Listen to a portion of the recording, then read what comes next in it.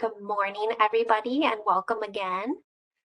This is our second webinar in an ongoing behavioral health series where we aim to provide all of you with strategies and tools to help address concerns around youth mental health.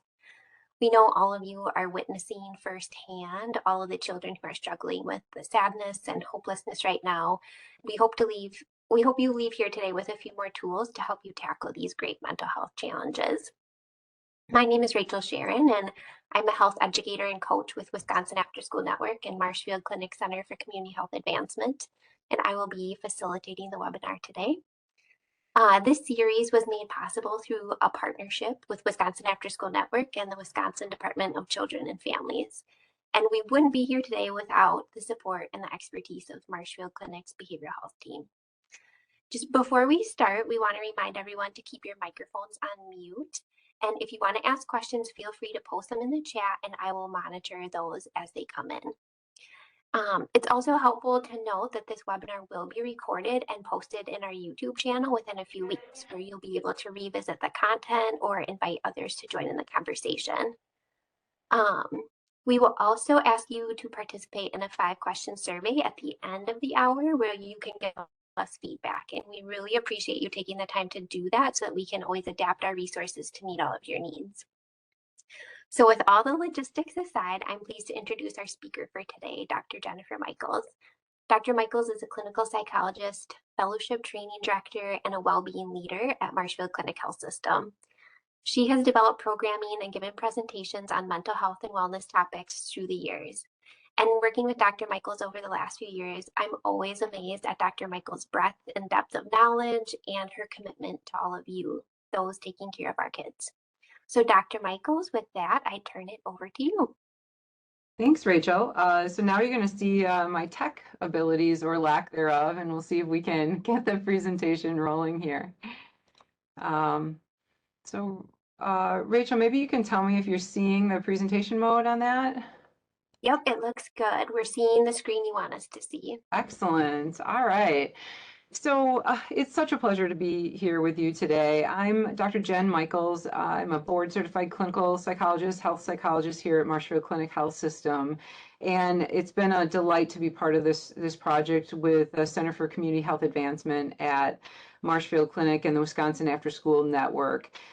Again, as Rachel said, our goal here is to bring these topics to you and hope to not only expand your awareness and knowledge of these things, but also bring practical skills that you can use, that you can take back to your teams and apply to the children and teens that you're working with. What we've realized is that we really need to build skills into layers of our community support teams, from schools to after-school networks, the whole gamut of places that touch upon kids. And this is in that spirit that we're bringing this to you. So today we're going to talk about supporting ourselves and our children in this different, challenging world that we're in today. So first of all, I have no relevant financial relationships to disclose today. So here are a few of the learning objectives that we're going to walk through today that I hope you find valuable. So first, I want to talk a little bit about the prevalence and the stress that Americans are facing, the escalating mental health issues that we're seeing across the board in our populations, and the general rise in existential distress. We'll talk about the impact of media and technology on the psychology of the individual mind and on our social fabric and our relationships. I'm going to detail how to establish healthy media use boundaries and what you can start to encourage in the children or the youth that you're working with. We'll talk a little bit about how to talk with children about what is happening in the world and manage worries and steer kids in constructive directions. I'll give a bunch of concrete techniques for managing stressors for our youth and for all of us, frankly, as we're all swimming in it right now. And we'll wrap up by identifying the key ingredients that are associated with good psychological resilience for our youth. So I hope that you find this valuable. I'm going to start out with some dismal statistics, and I promise you that these slides won't go on forever, but I just want to take about 15 minutes and talk about the state of affairs that we're experiencing. And there's really no better place to look than the American Psychological Association's Stress in America survey. And this is done twice a year. The last published data was in October of 2022, and you can see that they surveyed just a little more than 3,000 adults, 18 plus, across the populations. And this report got a lot of media. It was in a number of different outlets where they were highlighting the effects. And you can go and just Google APA Stress in America survey and get the full details of everything that they found. This is a small snapshot. But overall, 27% of the survey respondents reported that most days they were experiencing so much stress that they were struggling to function.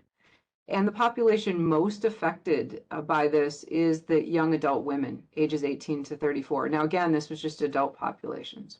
You can see the lead concerns there that are weighing heavily on the minds of adult Americans: inflation, violence, political strife, the racial divide. And I was struck to see that healthcare is one of the lead stressors. Navigation of healthcare, access to healthcare, getting medical needs met was a lead concern. I had not seen that come up in the past, but it doesn't surprise me, honestly. And then with the pandemic, we've seen a 25% increase in the prevalence of mental health disorders, according to the World Health Organization's 2022 report. Anxiety and depression are the most prevalent conditions that the population is experiencing. And this seems to come from exposure to high levels of prolonged stress paired with social isolation. And when we get those two things together, lots of stress and isolation, it does not bode well for mental health of human beings. This led the American Psychological Association CEO, Arthur Evans, to declare that it's clear that the impacts of these uncontrollable stressors are really profound on most Americans. The report really shows, according to APA, that there is a battered American psyche at this point, and we're facing this barrage of external stressors that really most people feel are out of their personal control. Many adults in America are disheartened by government and political divisiveness, daunted by inflation and the effect on day-to-day life, and then dismayed by the widespread violence. So it's a tough time. To emphasize this further, the survey found that 76% of adults are reporting that they are experiencing at least one physical symptom as a result of high stress, like headache, fatigue, anxiety, and depression. And others 72% report feeling overwhelmed, experiencing sleep problems as a result of the stress, or difficulties controlling worry. So if you are experiencing these things, or you're hearing this from your family members and friends and workers, you're certainly not alone. All of this has led the American Academy of Pediatrics to declare a national emergency for children's mental health. And this has never been done before, a declaration like this. And they based this off of the rising rates of teen suicidal ideation, teen suicide, and the increase in mental health concerns that have come for teens through the pandemic. We now see that our young people are at elevated rates, experiencing more anxiety, depression, fear, aggression difficulties, behavioral regulation challenges, more so than we've ever seen in the past. And again, I know that you're living it at this point in your environment. So. To go further into the stats on teens who have been particularly affected by the pandemic, and where you see a lot of the youth mental health crisis. Currently, 1 in 6 teenagers are reported making a suicide plan in the past year. It's unbelievable to see that statistic. 1 in 4 girls reported seriously contemplating suicide, and girls seem to be more affected than boys, slightly more affected, 2 times the rate of boys. Girls are also more likely to internalize their distress and take stress inward, having it present in the form of depression and anxiety. We know that 20% of youth will experience a mental health challenge by the age of 18. And 40% of high school students in 2021 were showing signs of depression and reporting depressive symptomatology. The situation is worse in marginalized populations such as LGBTQ teens, where 50% of those teenagers reported contemplating suicide during the pandemic, compared to 14% of heterosexual peers. 10% of youth will be diagnosed with a substance use disorder. That's diagnosed. That's not having a problem with, but that's official diagnosed, which you know is a lower rate. It's not capturing all of the kids with problems. 50% of mental illnesses begin by age 14, with 75% of all of mental illnesses showing itself by the mid-20s. So just to be aware that mental illness really is a child and adolescent and young adult issue. And we know that when we are unable to address this early on, we have a greatly increased chance that people will suffer with these conditions for a longer period of time. So it's then difficult to see the next stat, which is that 64% of teens with mental health challenges do not seek help and do not get help. And we also know that there has been no measurable increase in the mental health workforce over the last 3 years with the pandemic, and frankly for years before that as well. So this is a tough picture. This is daunting. All of this is leading to an American population of children and adolescents and adults with increased existential distress. And you may be hearing this in different places, this term existential distress. It tends to show up in the ways that you can see on this slide. Anxiety, depression, might be more isolation and loneliness, tendencies for more rumination, more worry, and being untethered from some of the meaning in life, or what's the purpose, and people struggling to kind of anchor themselves. This is a pervasive feeling of restlessness or unease, as people search for meaning, purpose, kind of evaluating the choices that they have in life. Often people will talk about feeling a sense of futility. That life may be inherently pointless or have limited purpose. We're particularly seeing this in teenagers and young adults as they go about their life and try to figure out, how do they fit into the world? How do they fit into the economy? What is this all about? Where do they put their strivings? They're having this sense of being untethered from anchor points. Now, I do want to say that existential distress, to some extent, is normal, and it is often considered a necessary experience at some point in one's life. A lot of people will talk about existential distress coming up as part of a midlife crisis. But what is unique here is that this is happening early on in people's lives at this point, for children and adolescents and young adults, when they really don't have other context to kind of fold it into and to settle themselves. So it's a particularly hard thing to go through. Ultimately, we all do have the responsibility to make meaning in our lives and find purpose.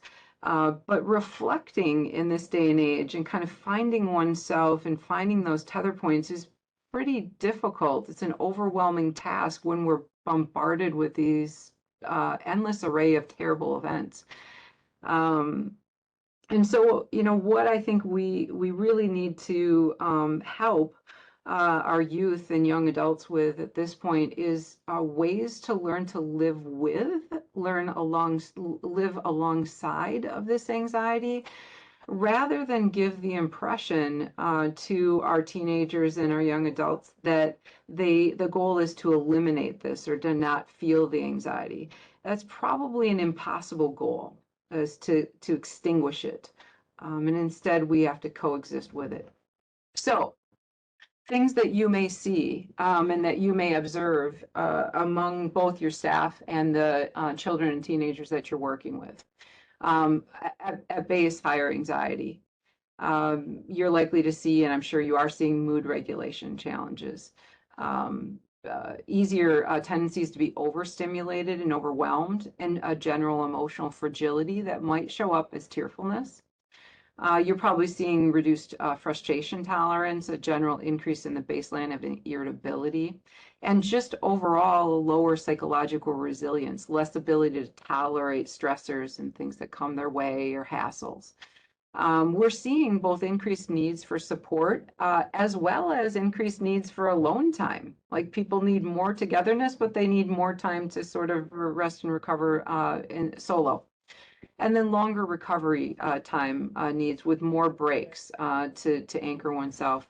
And finally, you're most likely to see increased disclosures about mental health problems, mental health diagnoses. People are talking about this more, which ultimately I think is a good thing, that this is something we can share more openly at this point. So, what does media have to do with it? Well, first, we've seen an increase in consumption of both traditional and social media platforms of news through the pandemic, a significant increase of uptake of news.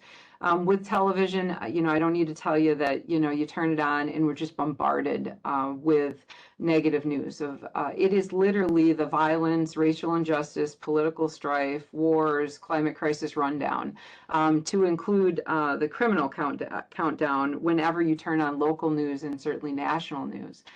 And then when you turn to social media, it's all of those things plus for teens, and really for all of us, but particularly children and teenagers, they're bombarded with social comparison. They're getting exposure to youth who are struggling as well as youth who are thriving, and then trying to figure out where they place themselves in the midst of that. And then they're also getting exposure to a great deal of superficial content. And when you try to juxtapose that against these really big, difficult existential events like violence, political issues, wars, that's a tough thing to balance in one's mind, particularly a young mind. We're now exposed to this hyper-competitive, this relentless news ecosystem that is really motivated to get us to engage, and to dramatize things for it. It pulls out the things that are going to grab our attention and hold us in place, because that's how, they make money. And really, this is happening without breaks. So there's now a steady diet. We are so far gone from the half hour of exposure to Walter Cronkite at night, and then that was it. So we're now getting this very steady exposure to existential threats. In fact, it's hard to get away from it. This is set up by design to promote limitless scrolling.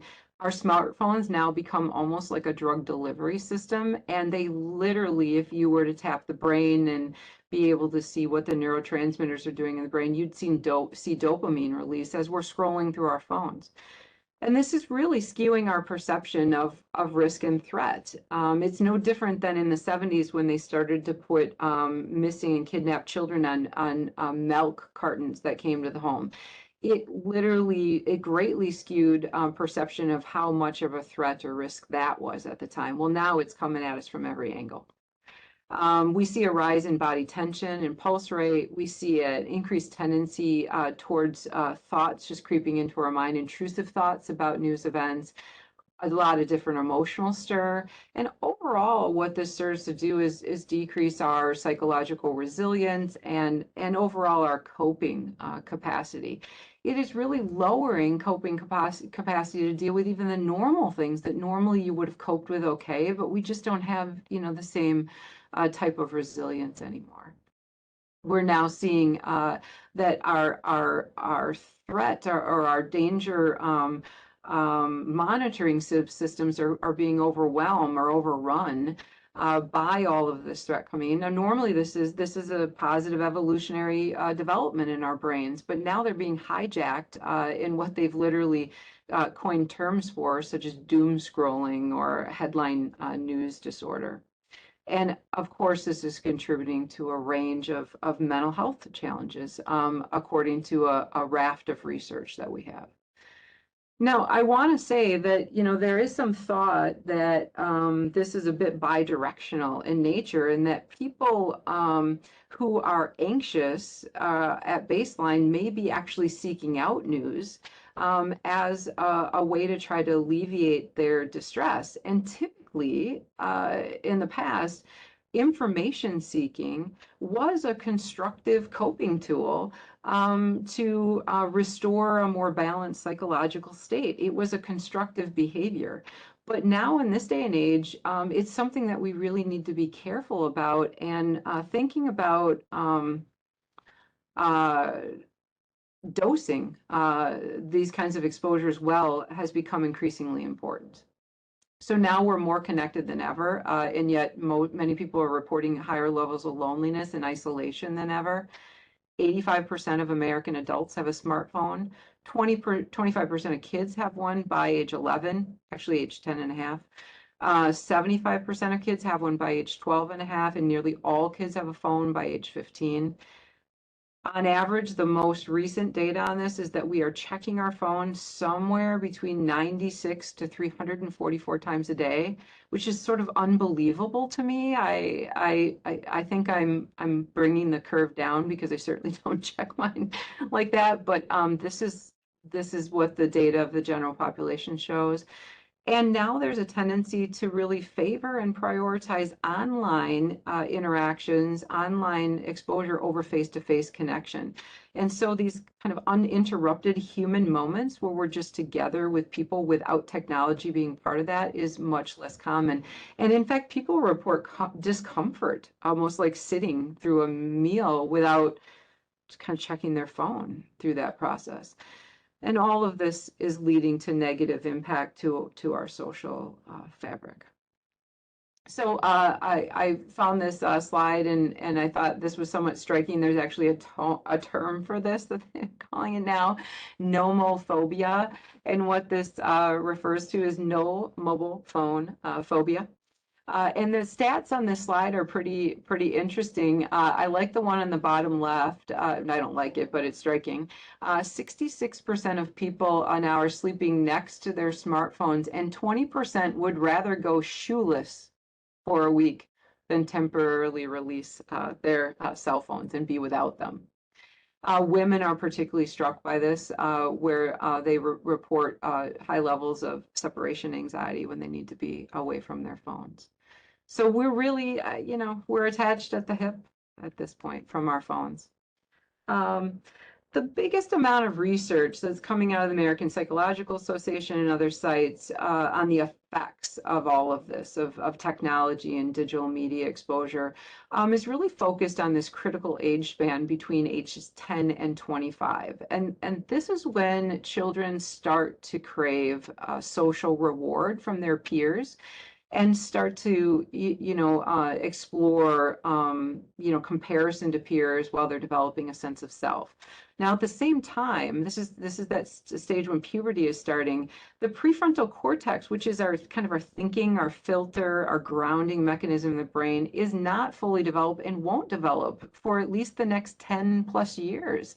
And so some people have, relegated this time or regarded this time as the all gas pedal, no brakes phase of life, which again causes a lot of concern when you think about the degree of social media exposure. We're now seeing that this age group is having neurocognitive impacts from their phone exposure in terms of sleep difficulties and changes with cognitive abilities that are affecting school performance at times. Of course, increased risk for mental health challenges, and it's actually showing some changes in the size and physical characteristics of the brain. I think the neuroscience studies are going to be pretty interesting and concerning to us in coming years, as we learn more about this.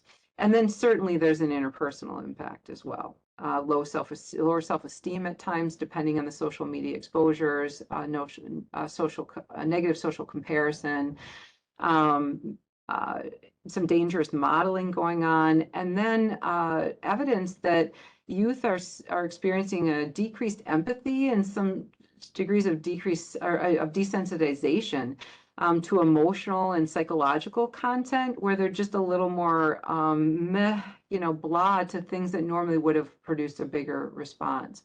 So we're becoming dulled. And, a lot of people have talked about this with mass shootings, that the degree of outrage, the degree of psychological influence from these has become desensitized over time in a way that's not favorable.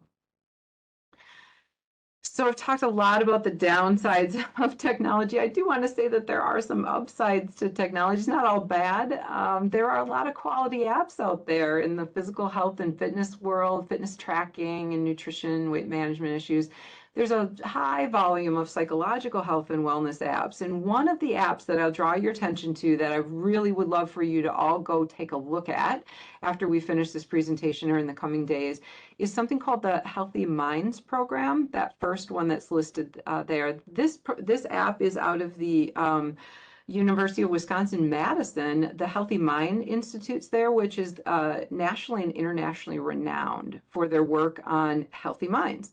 And it is a very well done app. It is free app at this point, and it is steeped in the neuroscience of the research that we know on grooming a healthy mind, in combination with practice in being able to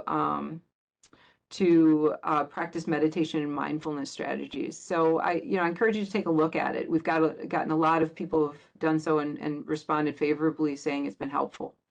There are also some healthy coping, we'll say healthy coping there, apps. COVID Coach and Virtual Hope Box are two great apps that were developed by the Department of Veterans Affairs in combination with the Department of Defense. And these really don't have anything to do with COVID, and they were geared towards veterans and active duty military folks, but they're really applicable to everybody. And we use these a lot with healthcare workers through the thick of the pandemic. So I recommend taking a look at these as well, COVID Coach and Virtual Hope Box. And then there's some wonderful suicide prevention or suicide risk reduction apps. Virtual Hope Box is one, but also the Not Okay app and SAMHSA's Suicide Safe app. As well as sleep support, social engagement that's positive, and even things like music. So it depends where you're looking in terms of the effect that social media is going to have. So overall, bottom line here, in the past, these complexities that youth faced were not so great as they navigated the stages of development. You might think back to your general psych classes and Erikson's 8 stages of psychological development.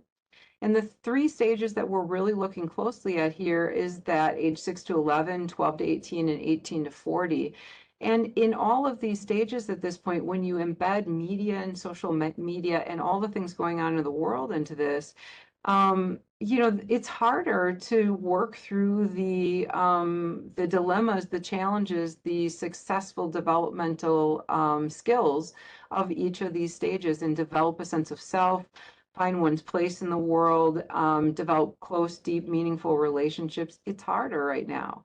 We've got kids that are shifting between this high exposure to scary, deep, big realities, along with exposure to the preoccupation with more superficial content via these engines, and then trying to figure out where do they ground themselves.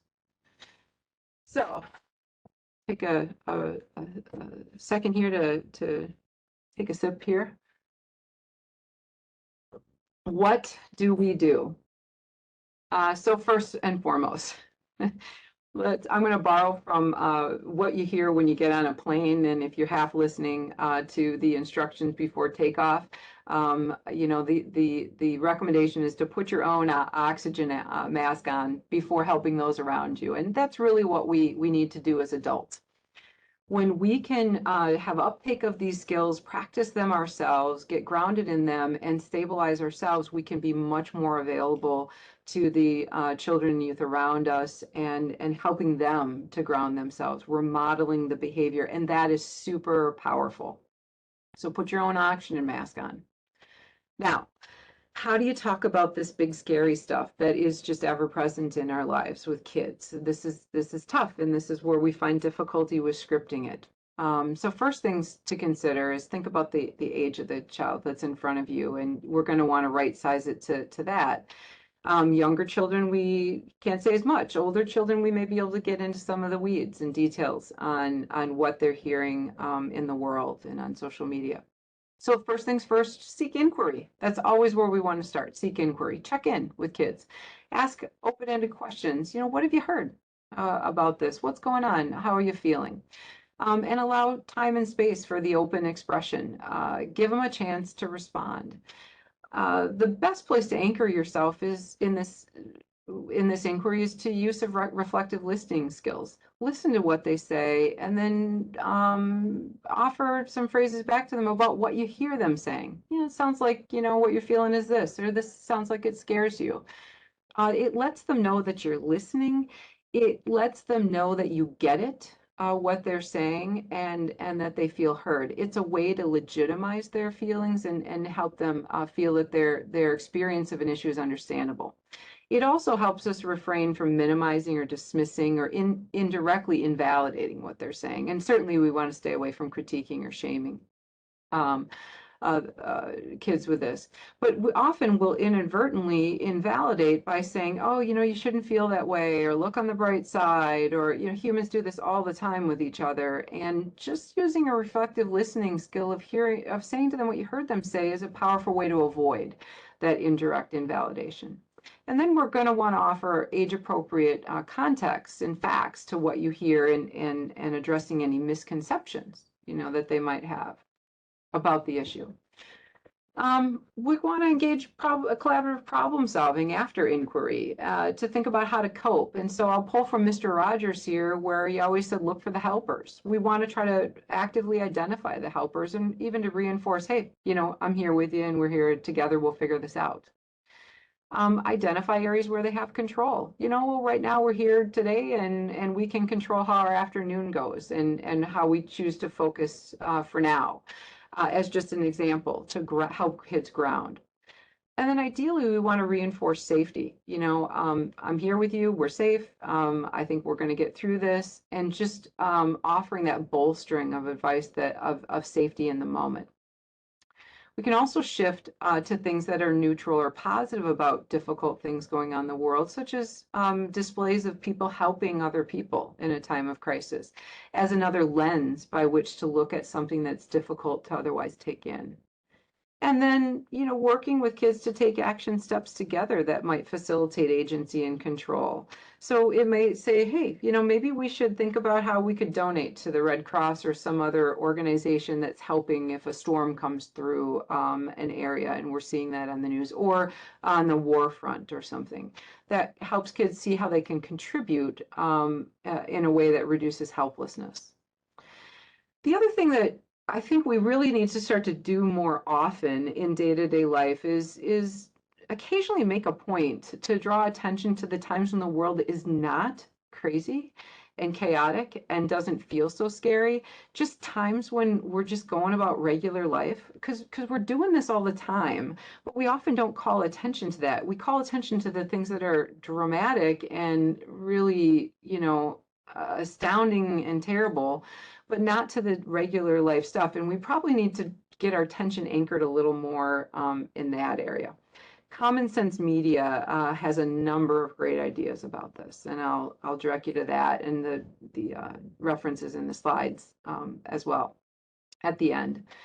So the other thing that we really need to look seriously at now is initiating, I love this term, dietary media restriction, where we are deliberately, intentionally watching the news only at specific times and for limited periods of time. And then right sizing what we hear to our own environments and risk, where we're at. Again, an important grounding tool to say, all right, I'm here and I'm in a community where here are the places where I have safety and control and can rest at ease in some ways. Also, pairing the news to mood-enhancing activities immediately after you watch it. So you might watch the evening news, but then go for a walk or listen to music or go outside and be in nature, just be together, exercise as a way to kind of shake it off a bit. And then also engaging in proactive strategies to help address the matter. So when we can move from passive observers to the challenges to engaging more actively and thinking about what we can control, being part of the solution, again, it helps alleviate some of the helplessness of these issues. I just want to say that, there's just no way to fully bypass the impact of media, but we can do things that are just easy, simple to do things. So when I was preparing this presentation, I had this thing in my slide of turning off news and social media app notifications, and I have done that myself a long time ago, but it dawned on me, like, I wonder if my kids have these on. So I asked both my kids, I'm like, are you getting notifications coming through your phones about news? And both of my kids were. And so I said, hey, let's turn that off. You do not need this intermittent exposure through the day to all of the tough things going on. So that's one thing, again, that you could do besides checking out the Healthy Minds program app. You could turn off notifications and then encourage those around you to do that. Ideally, we would designate tech-free time periods of the day where we're just going to be away from our phones to try to learn to just be comfortable in that space. And certainly restricting phones from the dinner table and key social interactions when we're talking with people, again, as kind of a getting the habit down and getting a skin for that. Ideally, social media checks would be limited to 15 minutes maximum because otherwise you all know, and I know how we can get pulled down the rabbit hole on this and come up, half hour, an hour later, and have all that time pass. We also want to practice quiet time for recharging where we resist grabbing the device for stimulation and model these behaviors for kids. So if you're standing in line at the grocery store, can you just engage in a conversation versus using the phone for a area of distraction and attention? Pay attention to what kids are doing online. We're going to want to watch their screen habits, and we're going to need to teach this, I think, in this day and age. We're going to need to teach them how to engage with their screens, but also pull away from them, particularly during meal times, maybe certainly driving times if they're driving and we're driving, and bedtimes to keep those tech free. Now, some families have gone into this occasional digital break of 24 hours with no devices.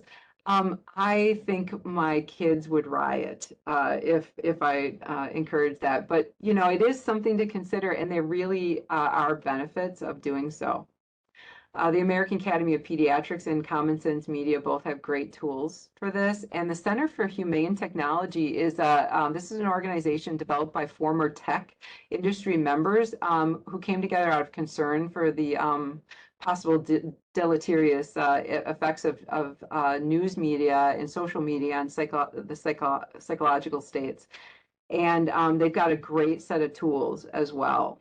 So you'll have those in your slides and handout. Couple other things here.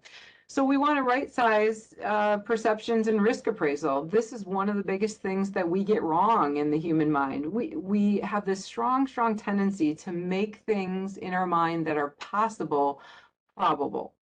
So it is possible to get struck by lightning. It is not probable to get struck by lightning. But this is where the mind goes when we have a lot of threat detection. So the way we can help kids with this issue is by assisting them with improved risk appraisal and giving them anchor points to the broader context. I can remember my grandmother telling me at one point, listen, I've lived through a lot of years and I've seen a lot of different phases of hardship, and generally I've seen Americans get through things. And just that statement kind of grounded me to all the things that were generating fear in me at the time. It helps us shift from feelings of vulnerability to developing action plans. And again, this idea of identifying the helpers can be super beneficial. There's a book from American Psychological Association, Imagination Press, for particularly little kids of what to do when the news scares you. That is well done and a quality book that wouldn't be bad to have on bookshelves in after-school programs and otherwise. That gives some of these tools. With older kids, it's one of the things I think we could teach kids is to recognize that not all of the thoughts that we have go through our minds are true just because we had them in our minds. So, thoughts are a little bit like sunglasses. The thought that you put on shades the color of the day.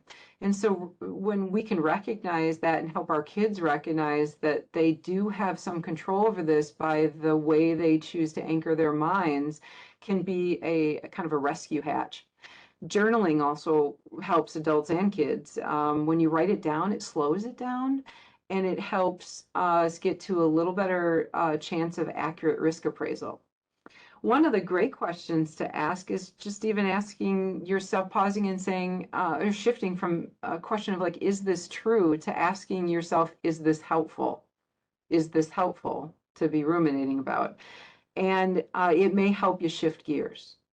Sometimes implementing structured worry time where you designate a time where you can worry about all the things you want to worry about, no more than 15 minutes of time, ideally no more than once a day, is a great containment strategy to get the worries out, but to keep them limited and compartmentalize them a bit. And then anchoring to neutral or realistic thoughts versus even forcing positive thoughts. Just being able to say, I'm currently okay, instead of trying to anchor to a more diffuse, maybe less believable statement like it will all be okay, which we don't know. But being able to say, I'm currently okay, many people could endorse that. When we seek out others for support, that is always helpful. And ultimately, we all, can benefit from trying to find meaning in difficult circumstances. What can I get a value out of this experience, even if it's difficult? And that is the venue that seems to lead to post-traumatic growth versus sticking in post-traumatic trauma from things that are very difficult that we would encounter. The U.S. Surgeon General identified after-school programs as a key tool for this. And so again, I can't thank you all enough for the work that you're doing in this area. You are mission critical to these efforts, and your abilities to learn these skills and to share them with youth are a tremendous benefit to our community fabrics as a whole. These are just some of the powers of after-school programs and what they offer in terms of safety for kids and spaces to explore these issues, gain self-control, develop skills, just holistic approach to what are the key components of psychological resilience. So a few other grounding strategies, and I'm realizing we got time here. I've got to get through about a dozen more slides, so hopefully we can do that in time we have left. First, one of the things to think about for staff is encouraging staff to set intentions for the day. Like think about, okay, what do I hope to get out of today? Can I offer, can I think about one nice thing I want to do or one kid that I want to offer extra compassion to today? Setting intentions can be a way to anchor oneself for the day and anchor to value-based or principle-based grounding rules. So speaking directly to staff about why are we here doing this important work and expressing gratitude for them for the work they do. The triple R model I like as well. This is kind of, encouraging regular recharging respites, and staff really need this more than ever than they have in the past. When you think about what to encourage for kids, family mealtime is going to be top of the list. And just to know that we have tons of benefits on the value of having a family meal together, but much of those benefits go away. Most of them do when there is a screen on. So you can educate parents on this and say, hey, keep the phones away from the table in order to get the benefits, along with regularly scheduled time together, hobbies, sports activities, just deliberate play time to be together. It's that relational bonding that we're looking for. The other good thing that our brains help us with is cultivating optimism. And we have this area of our brain called the inferior frontal gyrus that does filter out bad news. So we do have part of our brain that'll do it for us. And the way that we can help that part of our brain is by trying to think about now what is still okay in our lives. And we can train our brain to attend to this. The best way to do that is through mindfulness practice. And that app I mentioned, the Healthy Minds app, is one of the tools. The other thing that I'll talk about more in a second is the 3 good things exercise, where we're literally calling up what is still okay in our lives and helping that IFG part of our brain do its thing. So, a couple more things as we think about these actual mental strategies that you could share with youth. First, I want to introduce the quadruple M model, making the most of mini moments. So how do you do this? First, you work to get out of your head. We are up in our head in the chatter of our minds a ton. That's where we spend a lot of time. And if we can bring our attention into the now, into what's right in front of us, that really helps us get these little respite mini breaks. So you can do this by noticing details in front of you, like this picture of this lovely child and these bright shiny eyes and you know that are and the dimples and the pursed lips that are smiling. You know, that's the thing that brings us out of this other chatter of the mind. The other thing we can do is breathing exercises, and I really like the what the Navy SEALs do, the box breathing model. If you haven't heard about this before, and it's just the idea of tracing a box in your mind's eye. So the upside, the top, the downside, and the bottom of the box, and breathing into a count of 4 along each side, or breathing with a count of 4 on each side of the box.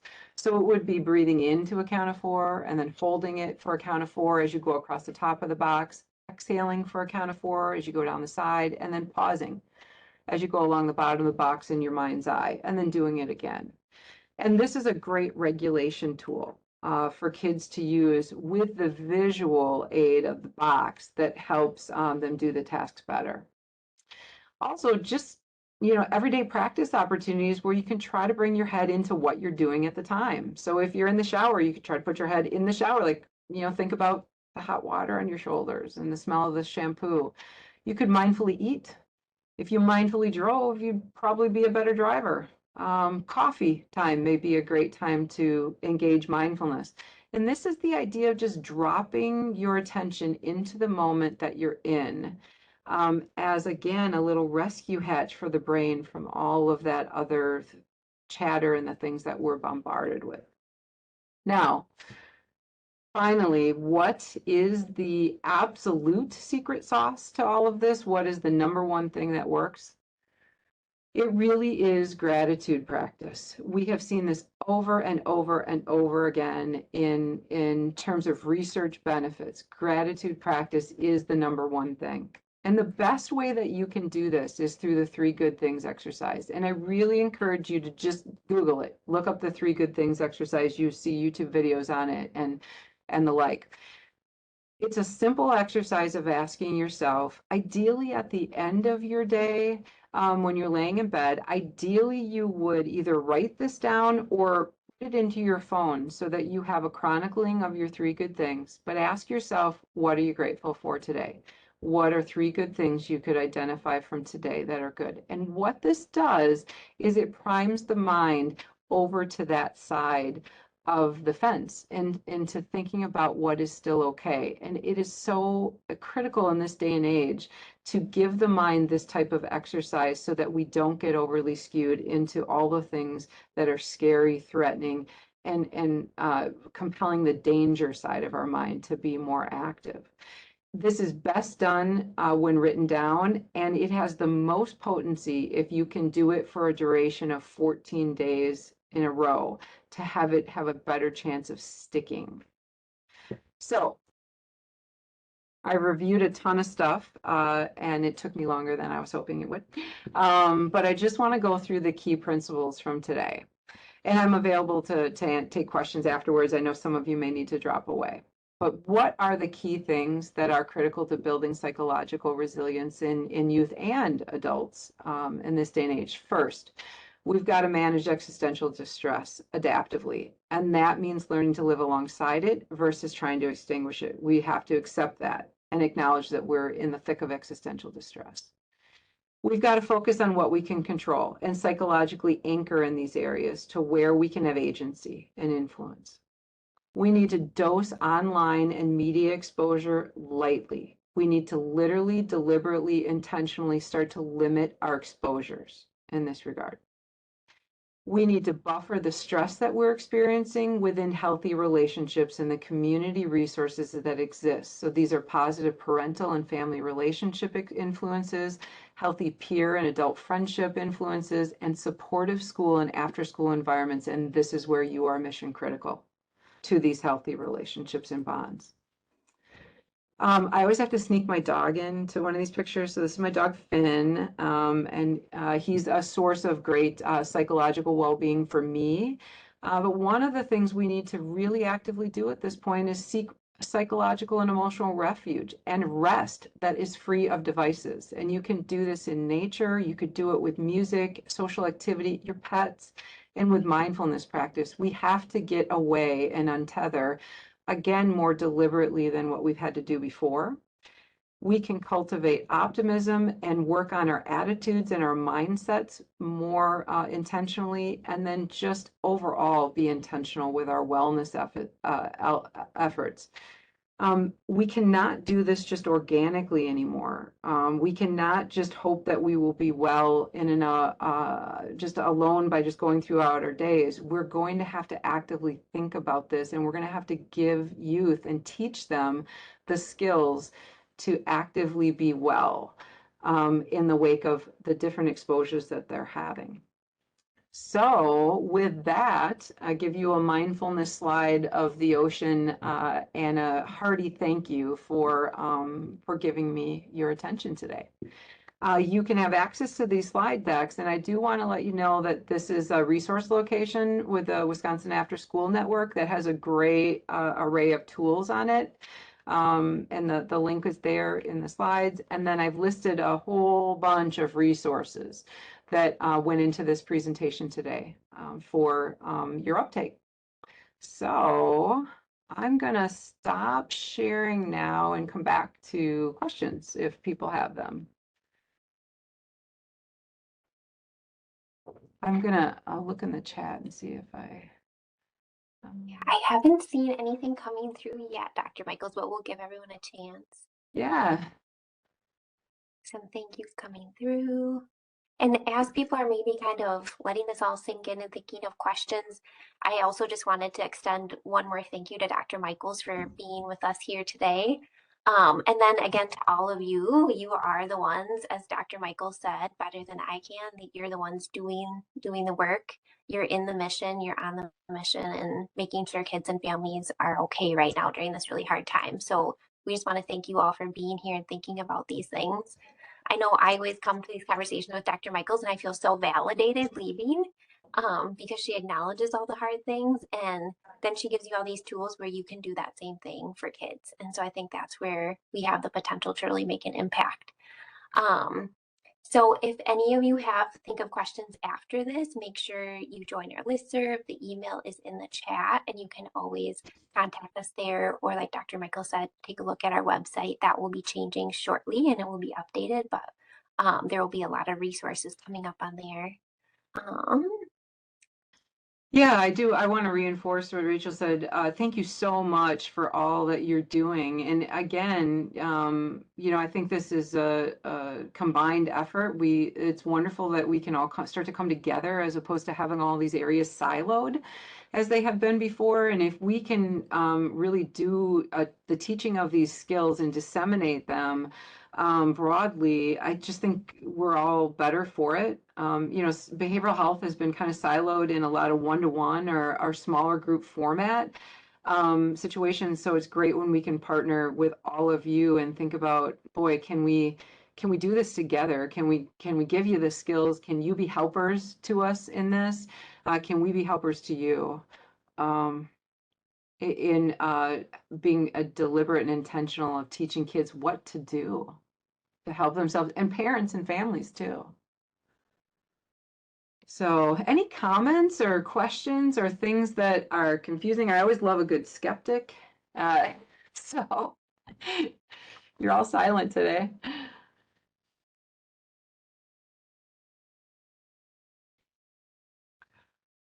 And I'm not seeing anything coming through. So maybe we'll just give it one more minute and then We will launch our short eval too, and that's just 5 short questions, so it should probably take you all under a minute to complete that.